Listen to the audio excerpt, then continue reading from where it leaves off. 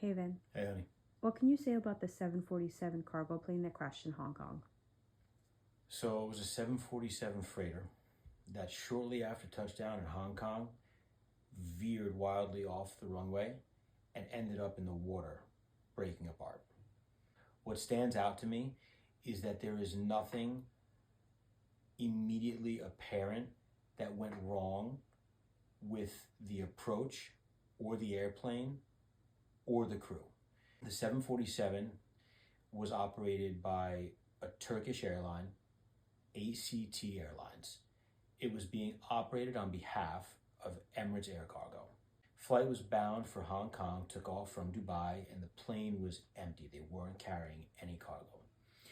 I looked at the ADS-B data. They flew a very stable approach and touched down well within the touchdown zone of runway 7 left, the northernmost runway at Hong Kong International Airport.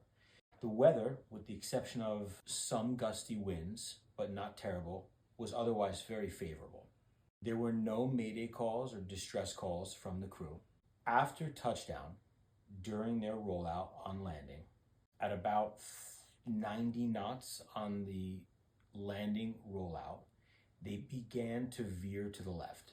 As they decelerated further, they veered more dramatically to the left, off of the airport property and into the bay. And the airplane seemed like it broke apart. As the plane departed the runway surface, it struck a security vehicle that was on the perimeter.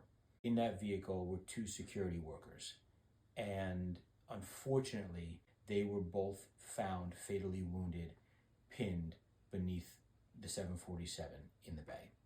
I can't say, other than pure speculation, what happened. Now, could one brake have locked up? Could they have had an asymmetric thrust reverser deployment or stowage that caused them to veer? Did the crew just mess up? Did the wind aid in the weather veining, meaning when the plane was landing, the wind was coming from its left? As that happens in a crosswind landing, it tends to strike the tail and turn the nose into the direction the wind is coming from. Again, no distress calls. The weather was otherwise favorable. The approach they flew was stable. They touched down properly and in the touchdown zone on a very, very long runway, more than adequate for what they needed. We're going to have to wait to see what the investigation finds. Unfortunately, 2 security workers were fatally wounded in the accident. Thanks, Pilot Vinny. You're welcome.